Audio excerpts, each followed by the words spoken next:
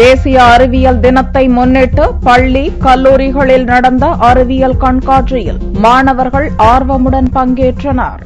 புதுச்சேரியைச் சேர்ந்த காரைக்காலில் தேசிய அறிவியல் தின விழா சனிக்கிழமையன்று நடந்தது.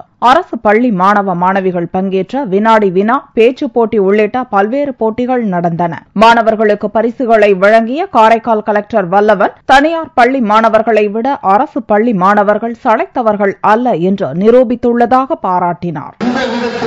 அரசு பள்ளி மாணவர்கள் தனியார் பள்ளி மாணவர்களுக்கும் எந்த விதத்திலும் குறைகள் கிடையாது. தனியார் பள்ளியில் படிக்கக்கூடிய மாணவர்களை காட்டிலும் அரசு பள்ளியில் படிக்கக்கூடிய மாணவர்கள் தான் திறமை வாய்ந்தவர்கள்.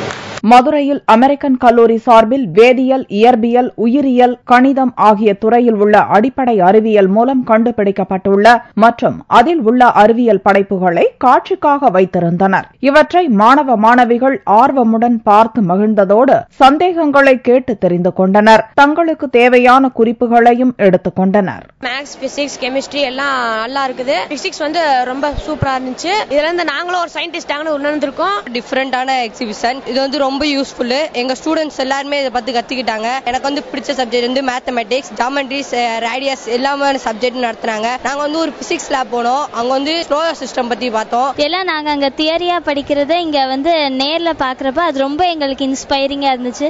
இனிமே போய் அந்த தியரிஸ படிக்கிறதுக்கு அது ரொம்ப யூஸ்ஃபுல்லா இருக்கும்னு நினைக்கிறேன். இங்க பிசிக்ஸ்ல 1-2 எக்ஸ்பெரிமெண்ட் செஞ்சு காட்டினாங்க. அதெல்லாம் நல்லா இருந்துச்சு.